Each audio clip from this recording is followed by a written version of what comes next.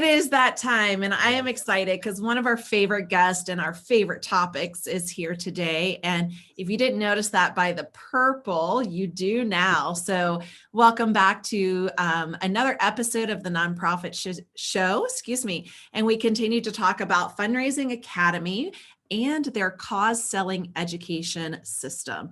Thanks to our presenting sponsors. As always, we start every episode. Yes, thank you, Tony. Thank you, Julia. We always start our episodes by extending our sincerest gratitude to each of our presenting sponsors. Without them, we would not be celebrating our 300th episode on Friday. Wow, congratulations. Friday, I cannot believe it. So thank you also to Fundraising Academy that you see in the presenting sponsor lineup as well. And again, we are just so thankful to have all of your support. And thankful as always for Julia Patrick joining me today. Julia is the CEO of the American Nonprofit Academy. I get to have fun and serve alongside Julia. I'm Jarrett Ransom, also known as the Nonprofit Nerd, CEO of the Raven Group. And as I already mentioned, we have Tony Bell back with us. Tony is the Senior Director, Office of Program Administration at the National University. Welcome back, Tony. Thank you so much, Jarrett. That rolls off your tongue so easily now. It's just, there's a lot in there, but it's always such an honor to be with the two of you and just to collaborate in this way to add value to the professional development space that exists within the nonprofit sector. The conversations are always just engaging and thought-provoking. So it's really an exciting space to be in. And thank you for creating that space, not just for me in the Fundraising Academy, but for all of the speakers that you have that join you on the Nonprofit Show.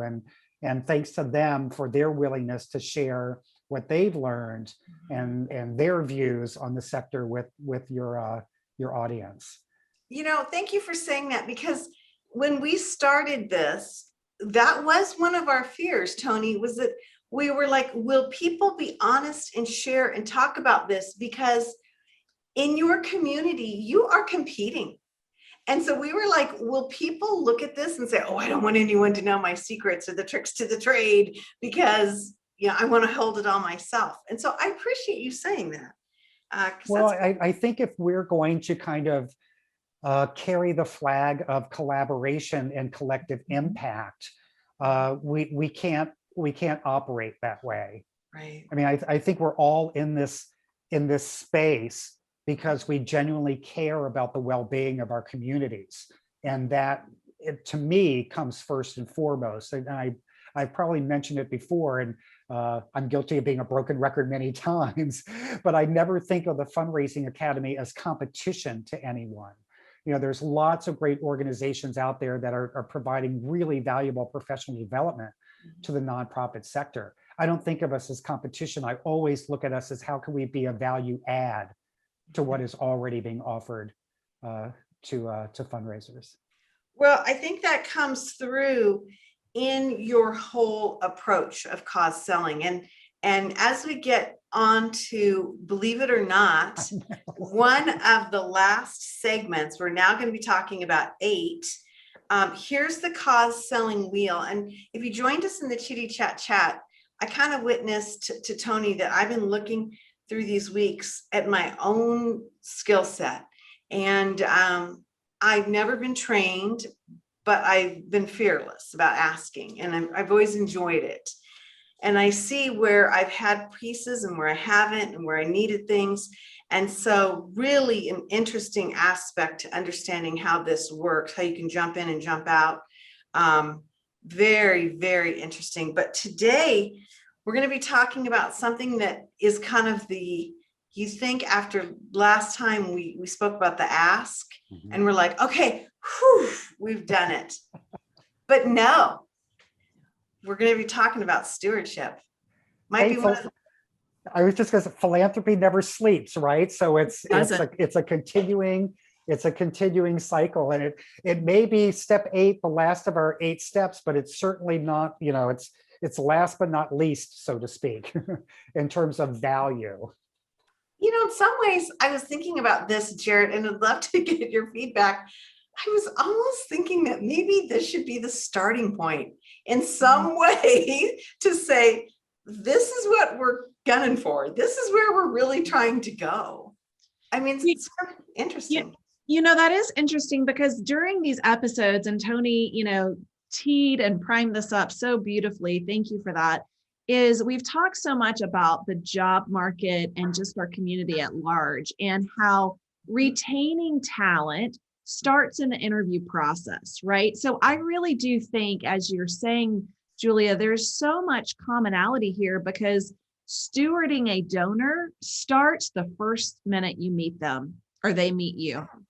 It's true. And we said the same thing when we talked about the ask, like you're preparing for the ask the moment you have, when you have that first moment of truth with the potential donor. And it's the same thing with stewardship. You are stewarding that relationship through every step of the cause selling cycle. Right.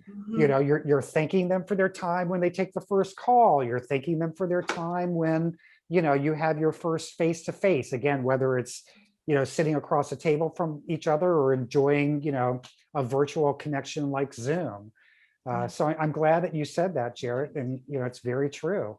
Yeah, I love that. And I think it even when I hear you kind of frame it that way, it makes it even become that more realistic and natural. But this is kind of the shocking piece that I wanted to start with today. And I don't want to be a Debbie Downer, but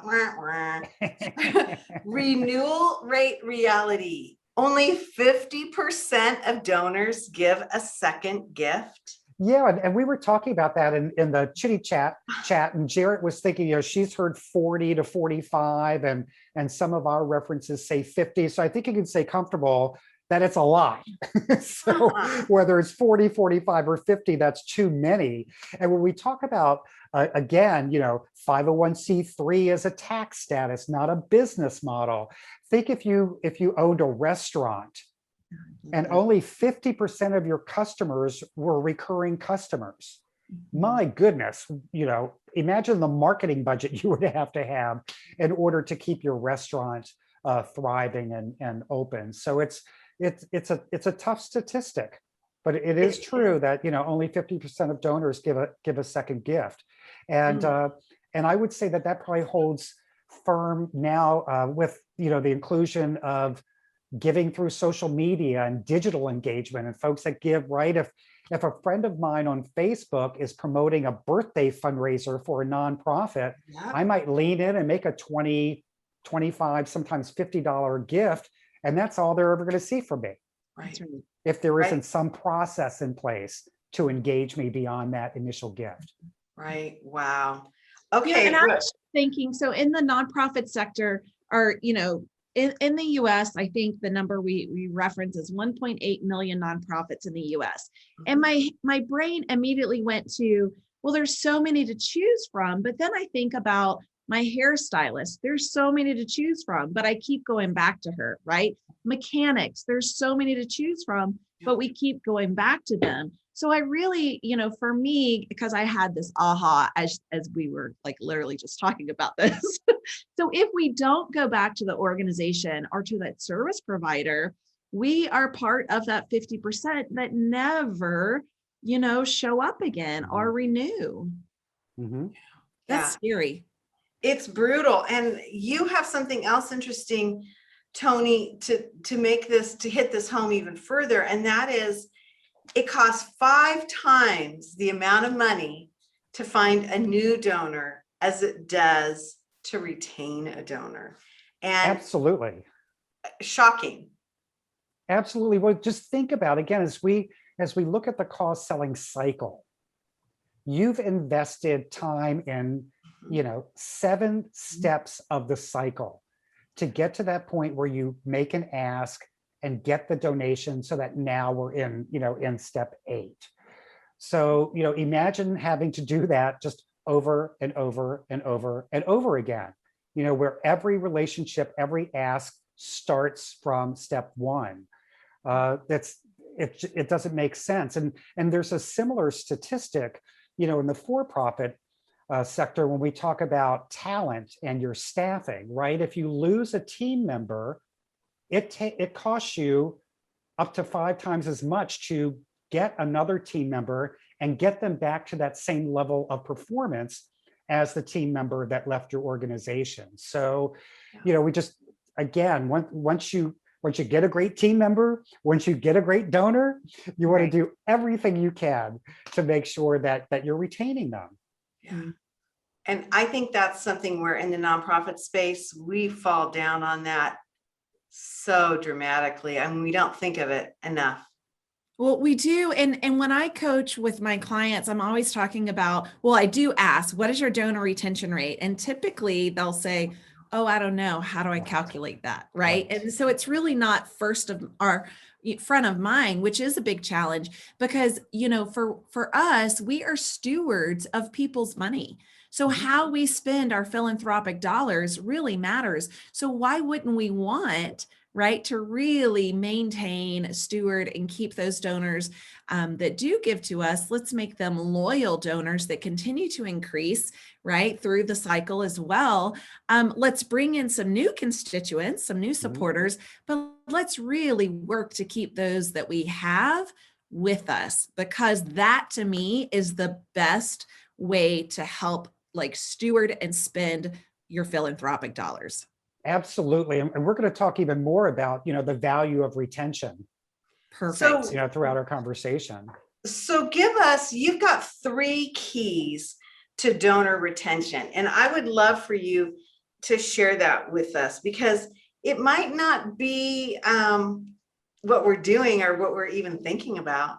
Well, I think when we talk about think like a donor, well, the best way of doing that is to be a donor, right? So whether you're contributing, whether you're contributing to your own organization or to, another organization that you're passionate about, what the best way to think like a donor is to be like a donor and to have the experience that a donor has, not only so that you can then borrow from the best practices that you're learning from being a donor, but you can also, learn what you don't want to do, as a fundraising professional based on your experience, as a donor. So really think like a donor, and even more so be a donor, so that when you're having these conversations, especially earlier on in the cause selling cycle, when you're in your needs discovery and you're talking about, what does it feel like for you to be a donor, and what gift have you given that excited you, and how did the organization make you feel that you invested in? You'll experience that firsthand. Love it. I love it. I think that is a great comment. And wow, the information that you can bring to the tenor of your discussion when you've been a donor, amazing. Okay, say thank you like you mean it. We all say thank you, thanks. Yeah, but so first of all, make sure you're saying thank you, right? So there's a statistic out there that only 1 in 4 donors receive a thank you letter. And I can tell you that that's been my personal experience, even in the community that I've been working in philanthropy for the last 20 years. Most recently, I gave to a number of organizations. I think I gave to 6 organizations, and I received 2 thank you letters. Oh my God. And one of them was a form letter that might as well have said, dear John Doe, right? I mean, it was the lack of personalization really just made it not even worth the paper it was printed on, really, if I could be super frank. Yes, I'm curious, Tony, was it the same level of donation at all of these organizations? Similar enough. I mean, that's a great question, Jarrett. And that speaks to point number 3 here, right, is to treat everyone like a major donor. Right. But going back to say thank you like you mean it is making sure you're personalizing. So when I was working for a national nonprofit, it was not unusual after a major event, and I'm talking, gala season kind of stuff, right? To have 100 thank you letters that needed to go out. right? Yes. Those were form letter. Yeah. Those were form letters. I Yeah. hand signed every single one. Yeah. Mhm. Yeah. And I hand signed them, and at a minimum, hand wrote thank you Yes. in the dead space. Or if I knew them really well, it was like, you looked amazing, or, it was so good to see you, or, just like little snippets that remind them, that I see them. Right. And there was a personal touch, right? Like you can do form letters and you can go that extra step, like you just shared with us, Tony, a thank you, like anything handwritten, a Anything. thank you. You looked amazing. So glad we got to catch up. Thanks for your continued support, all of that, right? And it's just like a few little more scribbles. And the great value in that, because and I was the same way, right? I mean, you put down that stack of 100 thank you letters in front of you, and you're like, really? But but in a way, it connects you Yeah. Yes. with the donor again. Or, there were a lot of times I'd go through that and I'd see someone and I'm like, oh yeah, I remembered I wanted to talk to them about X, Y, and Z. And so let me make a little note to follow up with them separately about Right. that. So there's so much value to that process above and beyond writing your name, 100 times. And printing your name in blue ink is not the same. So, Thank you.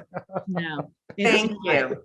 Thank you for that. Now, before we go on, treating everyone like a major donor. So when I hear you talking about this and you're saying, your 100 letters of gratitude, it makes me think that you were doing this, and this piggybacks to Jarrett's question, right. No matter what the donation level was. No matter what the donation level was. So, and that process was different depending on the organization that I worked with. So for national organizations, they tend to have a more tiered approach to their thank yous.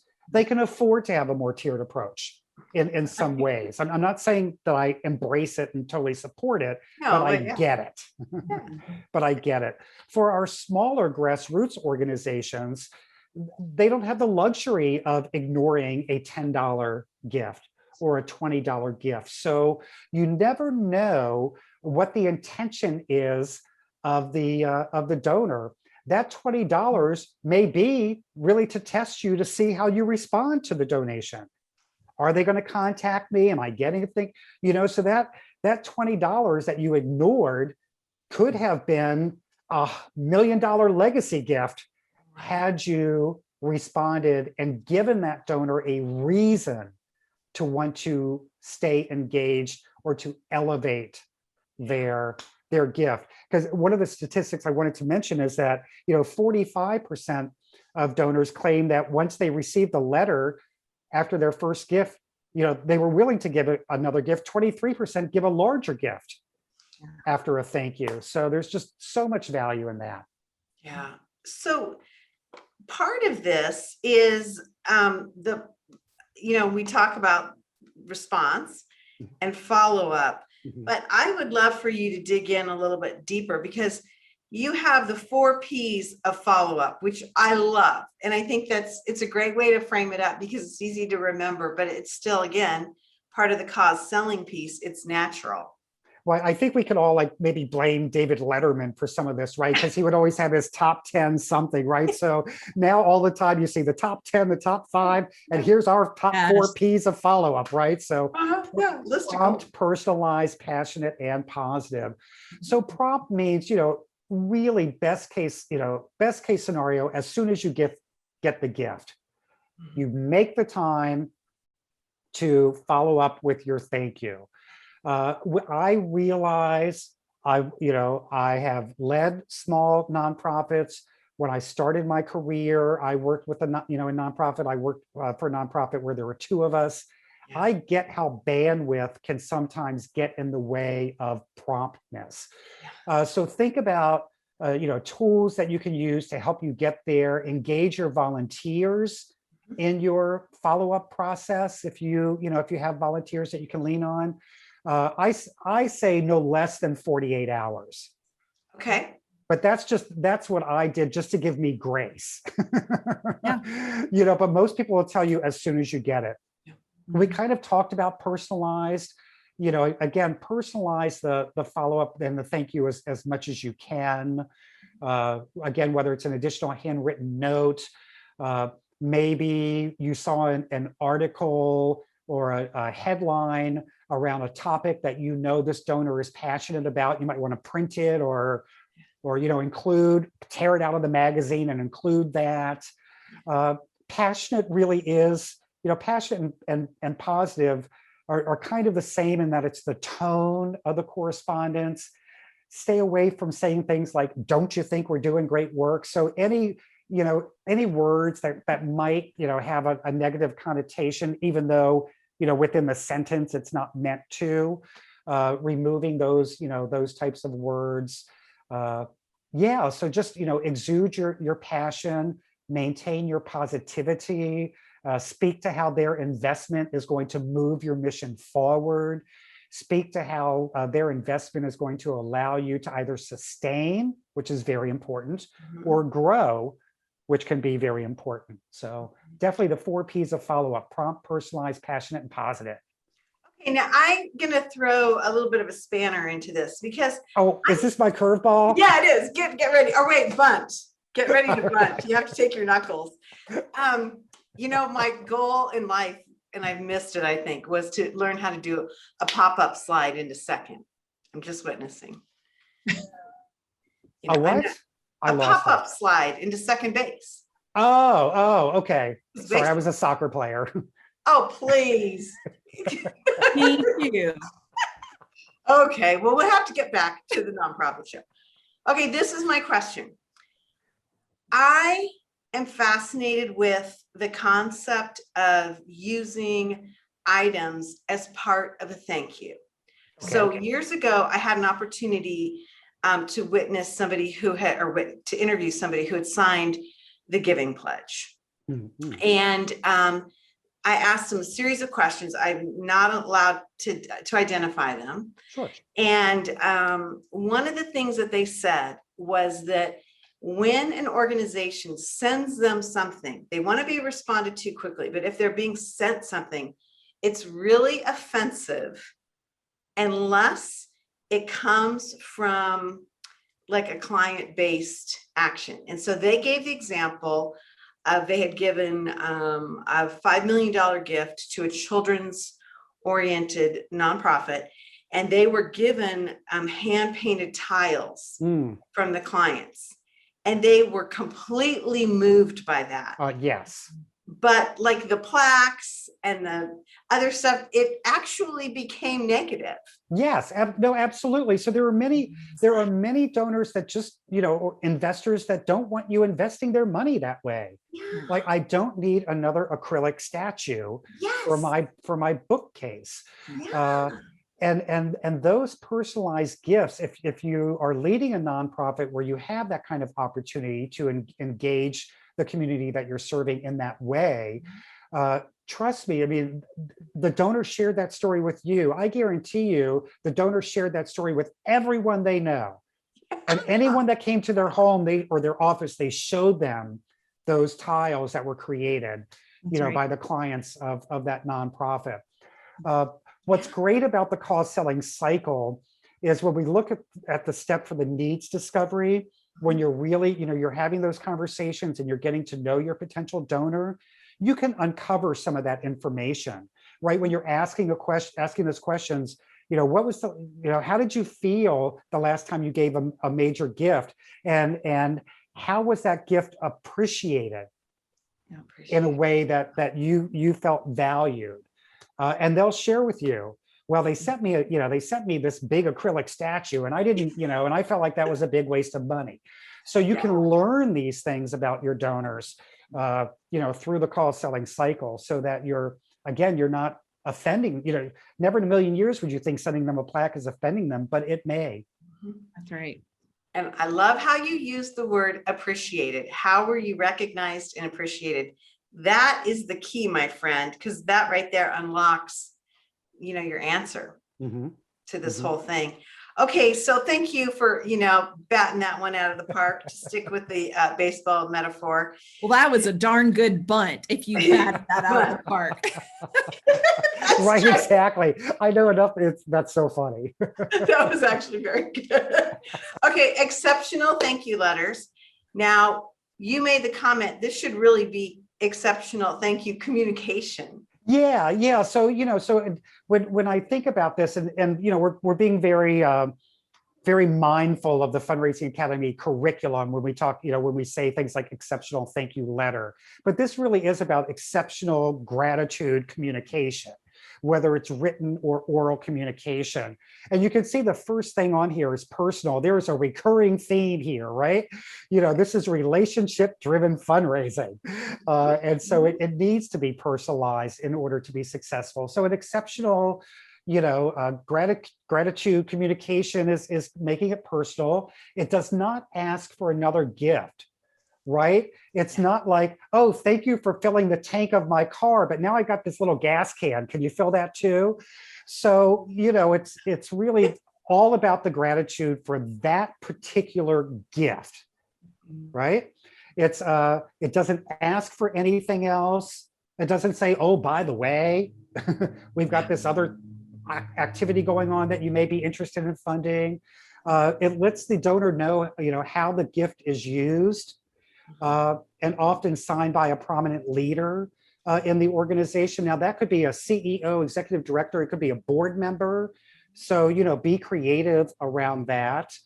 And again, just, be prompt. Whatever prompt means to you, and within your bandwidth. I love it. I think that's really important. Hey, everybody, I want to remind you that we are working with Tony Bell today at Fundraising Academy, Cause Selling Education, our program that we've been running for several weeks now, and we are now in phase 3, step 8. This information is so important to us, and we're so excited to be able to bring this to our viewers that we're going to move in another 15 minutes. So if you have to jump off on our live broadcast, you can certainly pick this up on Roku, Amazon Fire TV, our archives in many, many ways. But as we are moving to the top of the hour, I just wanted to let everybody know that that's kind of where we are. But we still have more to talk about. And we have the big question: consistent donor follow-up leads create other opportunities. I mean, that's something, it's like, we don't think of this, I think.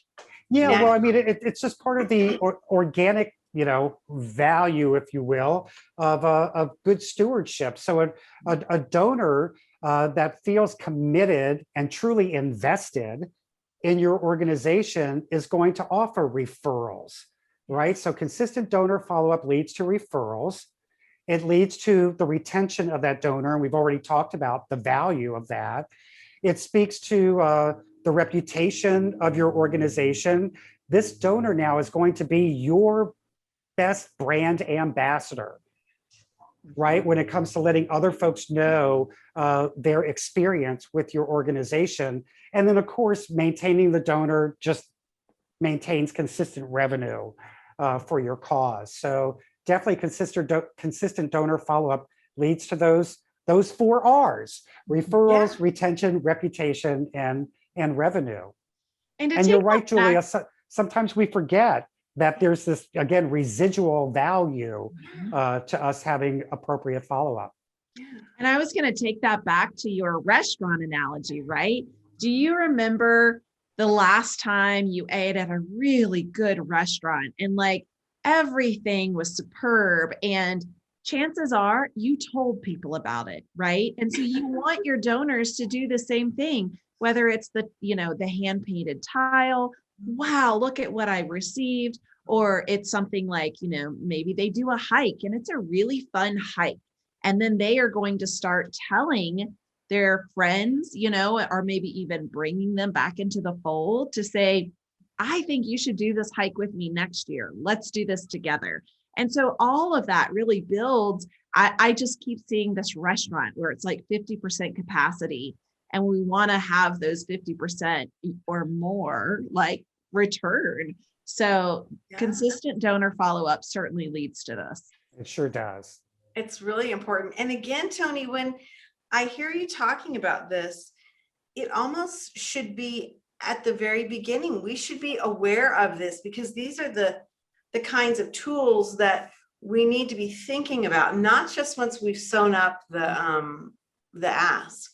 It really needs to be part of our mindset. As Jared always says, ROR, return on relationship. I mean, such an important aspect of what we don't talk about. Right, exactly. You know, wow. Pardon me. Okay, now this is the elephant in the room, as Jarrett says, and these are the tough sales. What do you do to win back lapsed donors? If we've got 50% of folks that could potentially leave us, it's also 50% that could come back. Yes.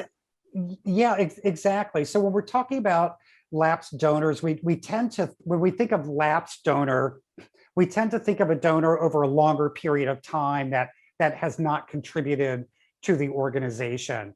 So what we talk about in the cause selling curriculum around lapsed donors is being very specific and very targeted, so that, you know, if you're data mining and now you've got this great list, well, you know, it's not great because they haven't given any money in a period of time, but you've got this robust list, or hopefully not a robust list. I keep correcting myself. You know, you've got a list. You got a list. You got a list of donors that have not given over a period of time. And again, being mindful of your bandwidth, being intentional in your actions. You're pretty much starting at the very beginning of the cause selling cycle. That is step one. That is your prospecting, right? That list of lapsed donors is now your prospect list. And now you start moving them through the cycle. You do your Madden chart with them, so that now you're breaking it down. You've got your A list, your B list, your C list, and you can really start focusing on your A list. But being very intentional around your target audience as you start to engage lapsed donors. I love it. I'm Jarrett. Jarrett's like, this is like one of her hot buttons. My eyes are dancing. I know. I do love it. And I use this often, again, back to donor retention. When I work with my clients, what is your donor retention rate? The other thing is, how many lapsed donors? And when you say time, I typically like to ask that they pull 3 years of that lapse time. Sometimes I'll go back to 5, right? And that's intentional. And for me, and we were talking about this in our chitty chat, Tony, is lapsed donors. It is such a wonderful opportunity when you have new board members, right? Or you have a new staff, a new CEO, a new director of development. This is the time that you really want to target specifically this hopefully not so robust list. You really want to take that opportunity to re-engage these donors. Yeah, absolutely. And this is one of those topics where, I wish we had another 2 hours because there's so much within our curriculum that really dives deep around the different strategies for re-engaging lapsed donors and the different ways in which you approach and communicate with them. But there's lots of opportunity that exists when you invest the time in looking at the data and activating strategies to engage your lapsed donors. So I know, I'm sorry, go ahead, Jared. Sorry, Julia. I was going to ask, now this is a curveball, not a butt. If you, what is the statistic that we want to re-engage our lapse? Like if we have, I don't know, like, are we wanting to re-engage 5%? I don't know the statistic. Good question. Yeah, I don't know that I've seen a formal statistic. I would err on the side of 20%. That if I'm going to go down this road, I want at least a 20% return on this initiative. Got it. Good. That's a good target to set because that's a really, really good idea. Now you talk a lot about, or you mentioned that you have a lot of strategies for tackling. You're right, Julia. I talk a lot. So no. in a good way, in a good way. But, I want to kind of find out what the unemotionally subscribed is. Yeah, so this speaks mostly to folks that are on your marketing list, right? So these are individuals that are getting kind of mass market communications, Okay.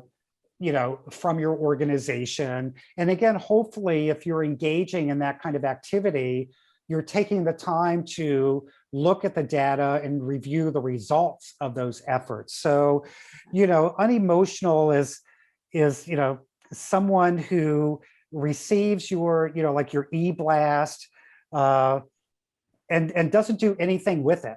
Like they don't open it, they don't click on anything, they just ignore it or delete it. They don't unsubscribe. Yeah. They got on your list and they're just happy to see that they're happy to see the name of your organization and knowing that you're doing things, but that's all that they're going to do.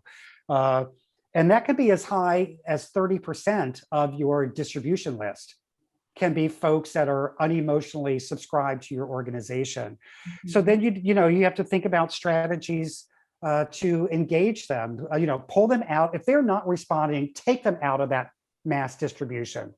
Put them in something where maybe there's less frequency in your communication, because hopefully your communication plan is multi-tiered, right? So you've got some that are getting everything, you've got some that are getting just a few things, and then you've got some that are only getting like, this is our breaking news communication, right?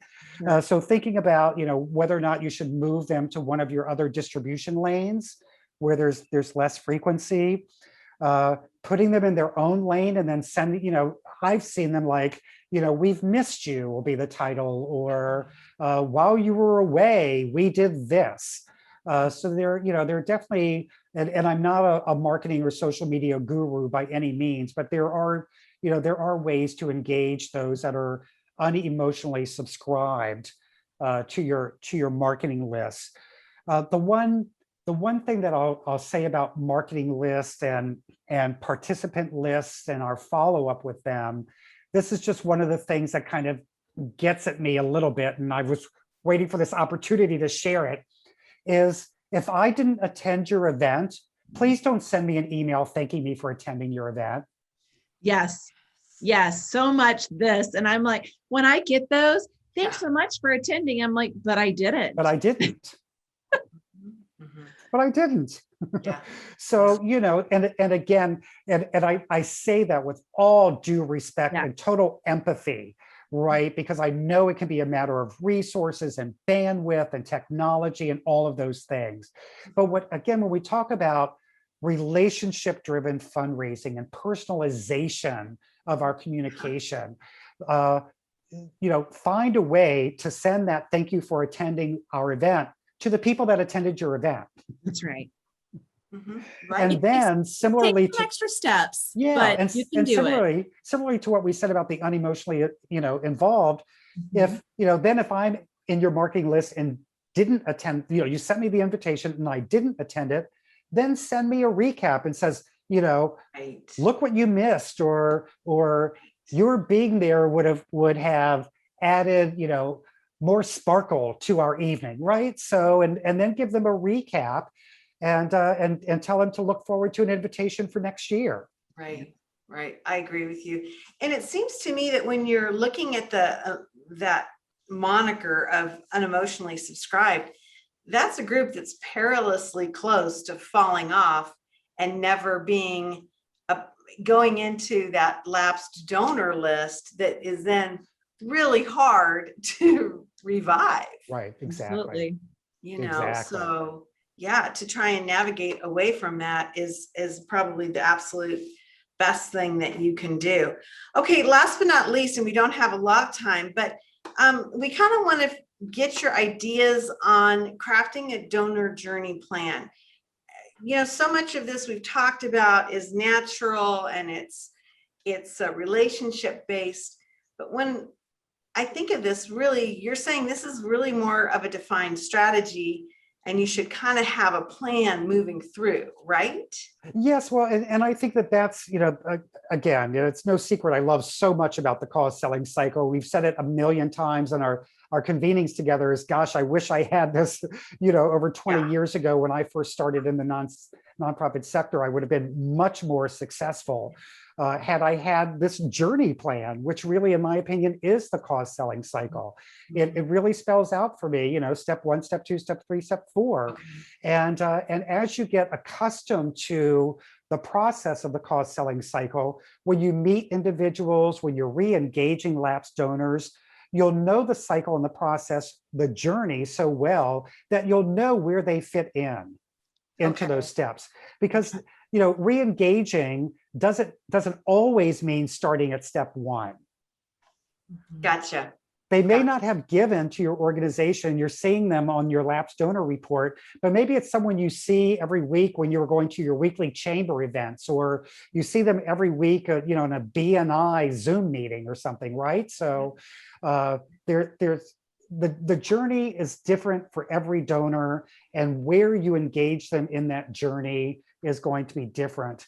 But I think the real key kind of pro tip takeaway there is have a journey. Right. I love it. I love it. Well, this has been absolutely amazing. And I witnessed to you on camera and off exactly what you just said. If I had had this early in my career, 30 years ago, starting to ask for money, who knows what would have happened in the trajectory of nonprofits in my community would have been incredibly altered. Well, and like I said back.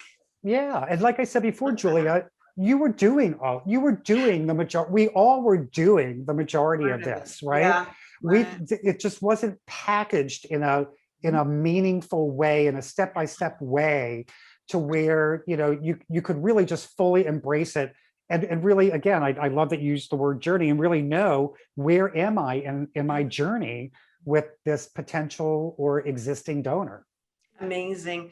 Well, here's the cause selling cycle. Again, we just finished up phase 3, the 8th piece of this. Now we have 2 more opportunities to be talking to Tony about this. We're going to do one more episode where it's kind of like a recap, where we put them all together. And then we're going to finish this up. This is going to be really interesting. We're going to finish this up with kind of a Q&A. So if you've been joining us for all of these episodes, or maybe just one, and you have some questions, send them our way, and then we will put these all to Tony on our final piece. Fundraising Academy is not leaving us. We have some more exciting opportunities that we're going to be working on together. But in terms of this really concentrated effort on training and cause selling, I think this is just going to be a really exciting way to kind of wrap this up and answer some of those questions that you might have. So I know that Jarrett and I always love it when we get questions, Tony. And so this will be a lot of fun. It will be. I love that kind of stuff. Looking forward to it. It'll be a lot of fun. Hey, here's Tony's information. Fundraising Academy, Cause Selling Education. They do have some other pieces on their website, other trainings that you can get to. You can learn more about this. What we have done here has only scratched the surface. There's so many more things that the cause selling program has. So you want to make sure to check them out. Again, I'm Julia Patrick. I've been joined today by the nonprofit nerd herself, Jarrett Ransom, CEO of the Raven Group. And we want to make sure that we thank Fundraising Academy for really being bold and giving us this opportunity to explore things over these past weeks. It's been remarkable. Again, we want to thank our presenting sponsors. Without you, we would not be here having this robust discussion with Tony Bell. And wow, Fundraising Events TV is coming up. Make sure that you check that out with us. Okay, I'm really excited. I have to say, Jarrett, I want to go out and ask. Yay, go do it. I'm loving it. I really am much more confident and emboldened about what I can be doing for my community. So I say thank you. Thank you very much. Hey, everybody, as we leave every episode of the Nonprofit Show, we want to remind you to stay well so you can do well. We'll see you back here tomorrow.